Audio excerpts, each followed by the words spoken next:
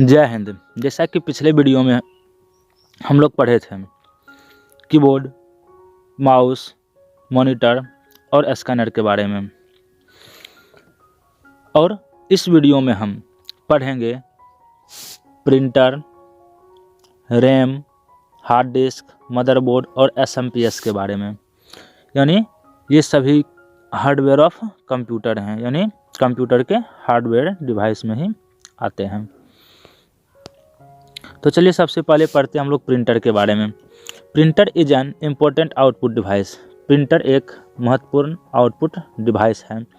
Printer use to print the information typed in the computer. Printer का हम लोग उपयोग करते हैं कंप्यूटर के अंदर जो इन्फॉर्मेशन हम टाइप करके रखते हैं उसे प्रिंट करने के लिए। The output of the printer is called hard copy.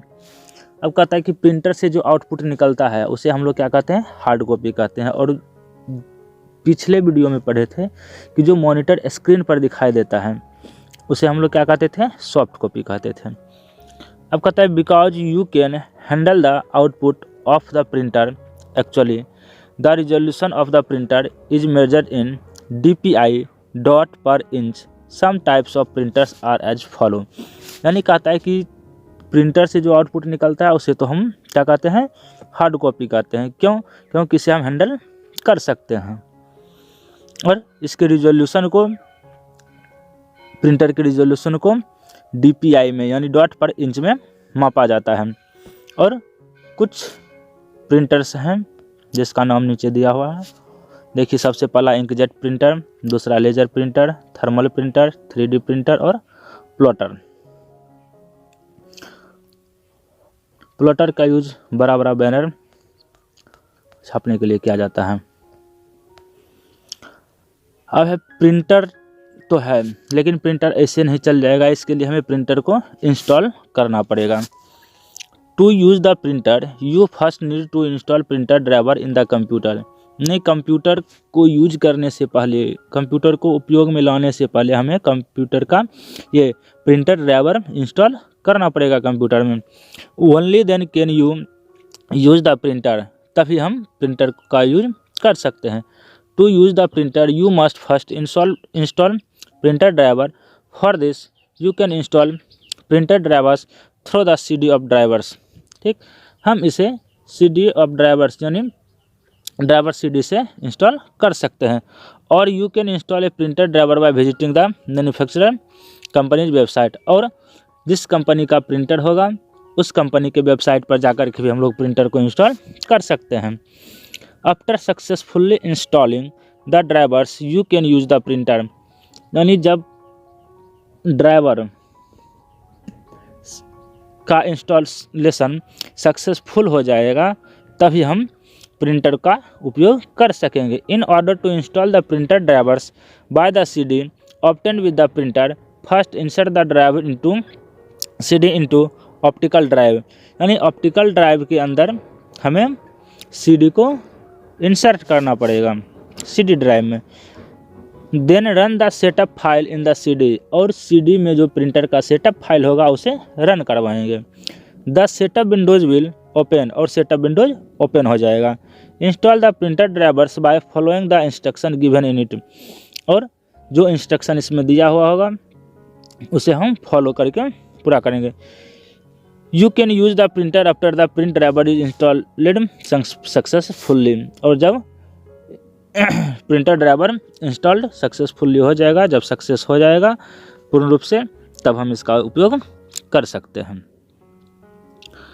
अब जब हम प्रिंटर को इंस्टॉल कर लेंगे तब क्या करेंगे, कोई भी डॉक्यूमेंट को हम प्रिंट करके देखेंगे, प्रिंट करेंगे। You can print the information typed in your computer using A printer.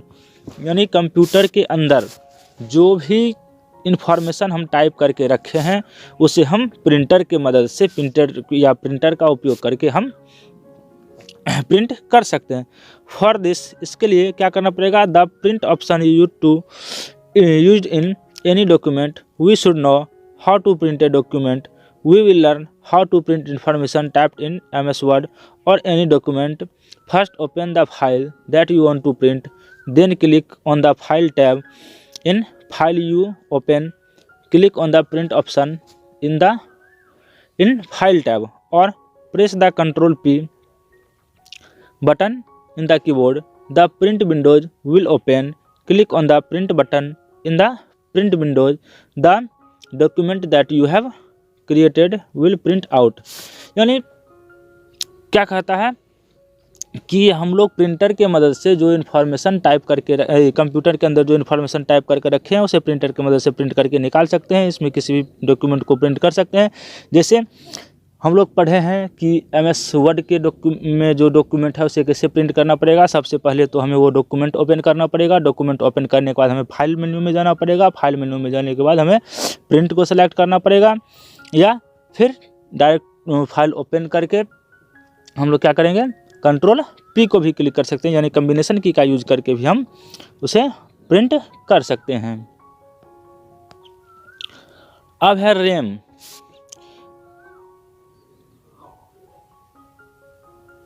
Random access memory. Full form of RAM जो हो जाएगा वो हो जाएगा रैंडम एक्सेस मेमोरी। कहता है कि RAM chip are important part of the computer system. RAM chip should be 4 GB और मोर। यानी रैम चिप जो है वो कंप्यूटर सिस्टम का महत्वपूर्ण भाग है। रैम चिप जो है वह कितना का चाहिए, 4 GB या इससे ज़्यादा का। It helps in running application in computer without any instruction. यानी किसी भी बाधा के यह एप्लीकेशन को रन कर सके। अब इससे पहले मोबाइल में आता था स्टोरेज 500 MB, और उसमें हम अगर 2 GB 3 GB वाला मूवी चलाते थे, फुल HD मूवी चलाते थे, तो वो मूवी नहीं चलता था। क्यों? क्योंकि रैम के अंदर पूरा स्टोर नहीं हो पाता। जिससे आप लोग PUBG गेम के बारे में जानते होंगे, तो वो 1 GB 2 GB का रहता है, और जिसका रैम ही 1 GB का है उसमें वो इंस्टॉल नहीं होगा। RAM is an example of primary storage. RAM जो है यह प्राइमरी स्टोरेज का उदाहरण है। The RAM chip are install inside the system unit. यानी सिस्टम यूनिट के अंदर, यानी कैबिनेट के अंदर ही इंस्टॉल रहता है, लगा हुआ रहता है। The information stored in the RAM is store temporarily. RAM के अंदर जो भी इंफॉर्मेशन स्टोर होता है, संग्रहित होता है, वह टेम्पोरली होता है, यानी कुछ समय के लिए होता है। For example, when the computer suddenly stop working while working on the computers, then the data you typed is not available after you restart the computer. यानी जब हम कोई भी काम कंप्यूटर पर कर रहे हैं, मान लीजिए किसी चीज़ का टाइपिंग कर रहे हैं और अचानक से हमारा सडनली जो है कंप्यूटर ऑफ हो गया, और जब हम कंप्यूटर को ओपन करते हैं तो वो डाटा हमें अवेलेबल नहीं होता है, हमें नहीं मिलता है data, because the data is stored in RAM. क्योंकि वह डाटा जो था कहाँ स्टोर था, रैम में स्टोर था।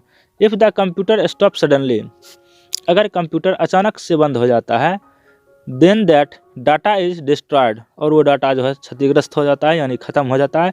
Because RAM temporally stores information, therefore while working on your computers the data should be saved time to time. इसीलिए जब हम कंप्यूटर पर काम कर रहे हैं तब हमें क्या करना चाहिए, अपने डाटा को समय समय पर सेव करते रहना चाहिए। जैसे मान लीजिए कोई फाइल ही टाइप कर रहे हैं, मान लीजिए 2 लाइन टाइप किए, फिर से उसको हम सेव कर लेंगे, फिर 2 लाइन 4 लाइन टाइप किए, फिर से सेव कर लेंगे। और सेव करने के लिए हम लोग शॉर्टकट की जानते हैं, Ctrl+S से हम सेव कर सकते हैं। अब है इंस्टॉलिंग रैम। रैम को कैसे इंस्टॉल करेंगे, स्थापित करेंगे, तो RAM chip is installed inside the system unit. यानी रैम चिप जो है सिस्टम यूनिट के अंदर ही इंस्टॉल रहता है। There is a slot on the motherboard. Motherboard में एक स्लॉट रहता है to put the RAM chip, जहाँ पर हम रैम चिप को लगा सकते हैं। In this slot you can put RAM chip when installing the RAM chip. This slots are delicate locks on either side. अब क्या कहता है कि जब हम रैम चिप को स्लॉट में इंस्टॉल करेंगे तब वहाँ पर डेलिकेट लॉक रहता है, यानी दोनों साइड से लॉक मिलेगा आपको। Do not put too much pressure on them during the fitting of RAM. यानी रैम अगर सही से नहीं फिट हो रहा है, सही से नहीं बैठ रहा है मदरबोर्ड के ऊपर, तो हमें ज़्यादा प्रेशर नहीं देना पड़ेगा, अदरवाइज द लॉक में ब्रेक। ऐसे क्या हो सकता है, इससे हो क्या सकता है, तो लॉक जो है वो लॉक टूट सकता है।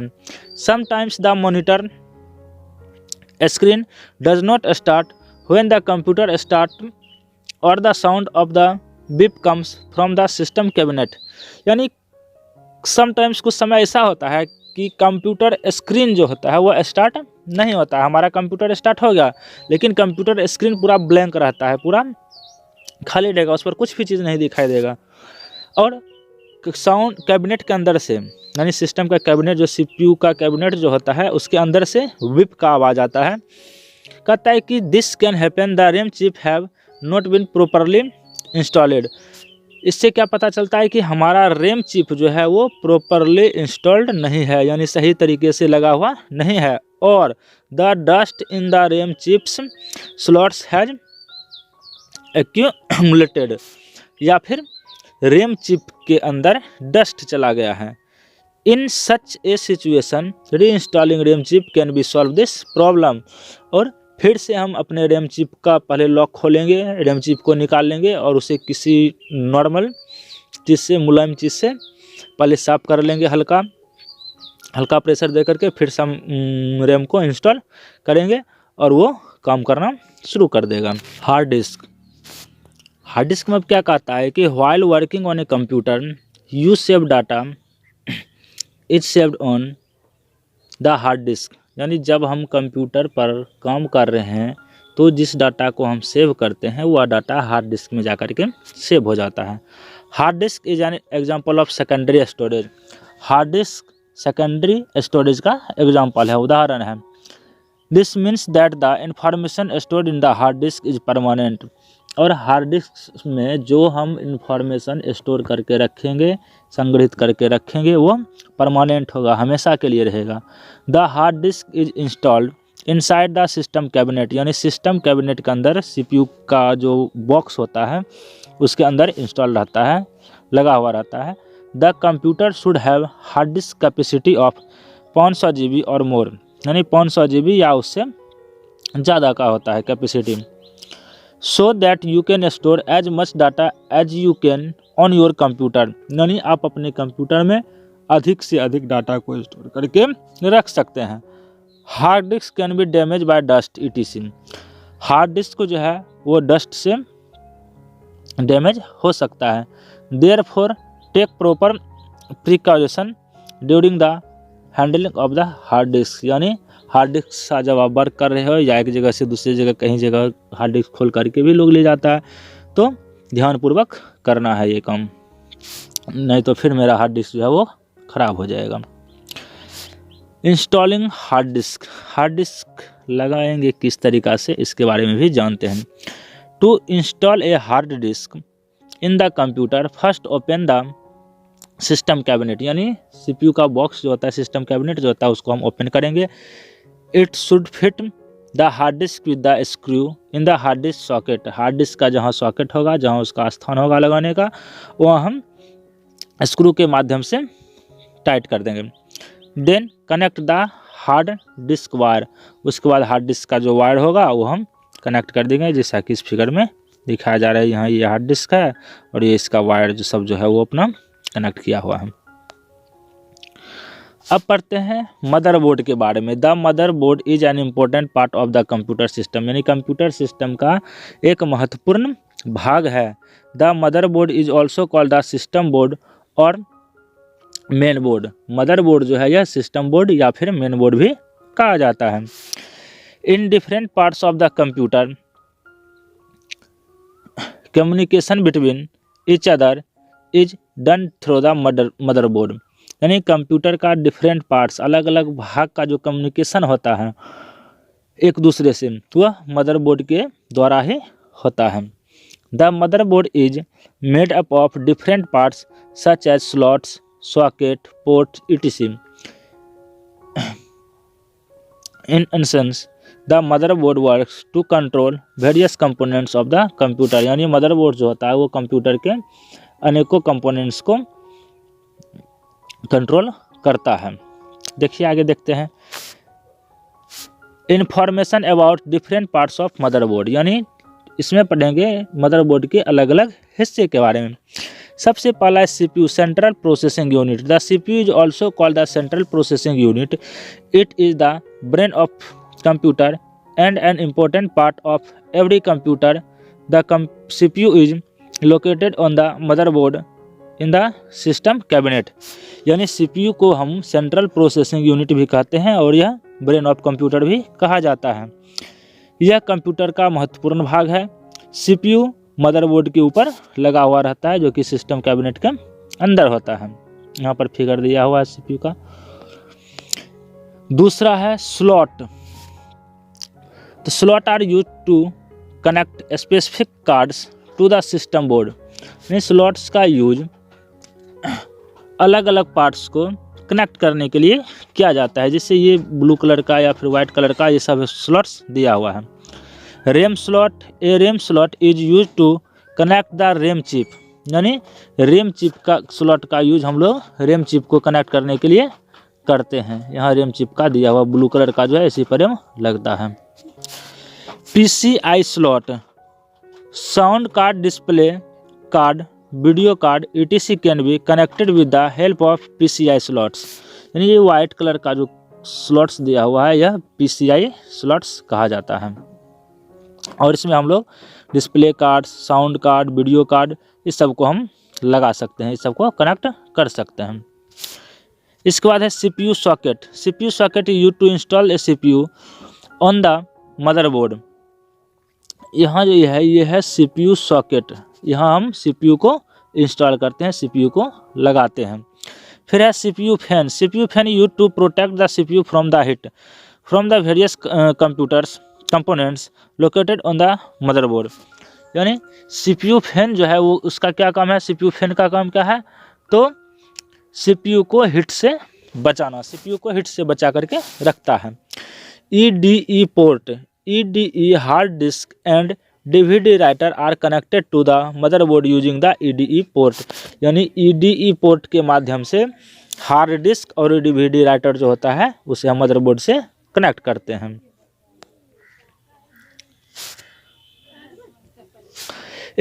उसके बाद है SATA port. SATA port are use to connect to SATA hard disk and DVD writer to the motherboard. यानी ये SATA पोर्ट्स है जिसके माध्यम से हम हार्ड डिस्क या DVD राइटर को मदरबोर्ड से अटैच करते हैं, मदरबोर्ड से जोड़ते हैं। इसके बाद है battery. The SMOS battery is use to store settings such as date time etc in the computer. यानी कंप्यूटर के अंदर डेट टाइम और भी कुछ डिफ़ॉल्ट चीज़ें होते हैं जिसको स्टोर करने के लिए हम CMOS बैटरी का उपयोग करते हैं। If this battery is damage the default date time setting is set. यानी अगर बैटरी डैमेज हो जाता है, बैटरी ख़राब हो जाता है तो डिफ़ॉल्ट डेट टाइम सेट हो जाएगा। इसके बाद है PS2 माउस कीबोर्ड पोर्ट।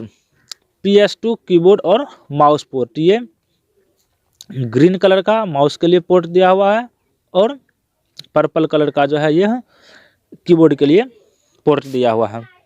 तो इसमें the PS2 port connector is use to connect the PS2 mouse and keyboard. इस पोर्ट्स में हम PS2 माउस और PS2 कीबोर्ड को कनेक्ट कर सकते हैं। इसके बाद है VGA ports, video graphic array. The VGA port is use to connect the monitor to the motherboard. यानी मॉनिटर को मदरबोर्ड से कनेक्ट करने के लिए हम लोग VGA पोर्ट्स का यूज करते हैं और यह पोर्ट जो यहाँ दिखाई दे रहा है यह VGA पोर्ट्स है। इसके बाद है USB port. USB ports are also called universal serial bus. With the help of a USB ports, we can connect printer, scanner, pen drive, memory card, mobile phone etc. to the computer। अब USB port के माध्यम से हम बहुत सारा उपकरण जो है हम मदरबोर्ड से कनेक्ट या अपने कंप्यूटर से कनेक्ट कर सकते हैं। जैसे प्रिंटर है, उसके बाद स्कैनर है, पेन ड्राइव होगा, मॉनिटर मेमोरी कार्ड होगा, मोबाइल फ़ोन होगा और भी जो डिवाइस ऐड करना हो हम लोग USB के माध्यम से ऐड कर सकते हैं। इसके बाद है LAN port. LAN port, LAN port is use to connect the computer to the internet और अदर नेटवर्क्स। यानी LAN पोर्ट का यूज हम लोग इंटरनेट के लिए या फिर अदर नेटवर्क के लिए यूज करते हैं।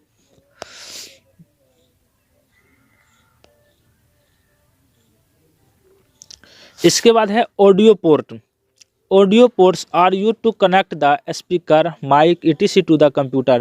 यानी कंप्यूटर से स्पीकर माइक को कनेक्ट करने के लिए हम लोग ऑडियो पोर्ट का यूज करते हैं। यह पोर्ट सीपीयू के आगे भी दिया हुआ रहता है और पीछे भी दिया हुआ रहता है अधिकांश सीपीयू में। इसके बाद है LAN card. LAN card use to connect the computer to the internet और अदर नेटवर्क।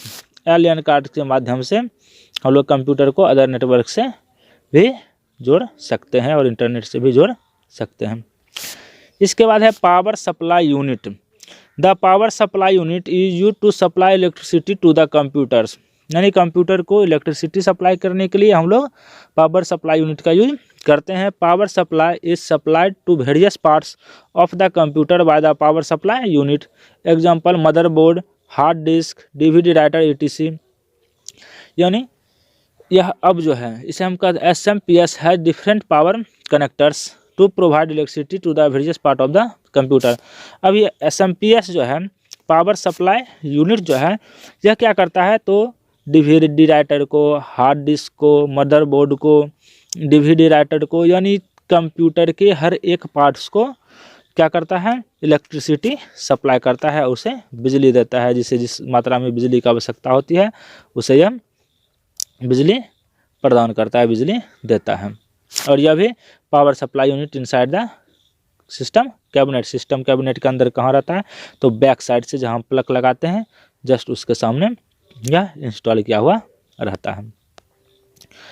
अब कुछ क्वेश्चंस है जिसे बना करके लाना है। What is RAM, what is motherboard, right the name of different parts of motherboard. Motherboard के डिफरेंट पार्ट्स का सिर्फ नाम लिखना है। इस बार डिफाइन करना है CPU, RAM slot, PCI slot, CPU sockets, IDE port, SATA port, battery, उसके बाद battery, VGA port, USB port, LAN port, audio port और LAN कार्ड के बारे में। उसके बाद व्हाट इज SMPS। SMPS जो है क्या है इसके बारे में भी लिखना है।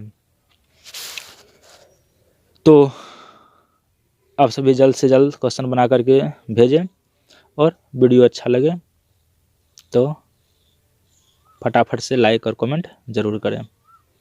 साथ ही चैनल को सब्सक्राइब भी कर लें। धन्यवाद।